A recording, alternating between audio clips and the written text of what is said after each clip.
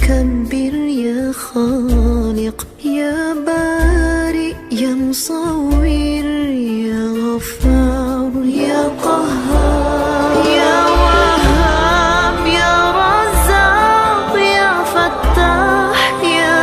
عليم يا قابض يا باسط يا خافض يا رافع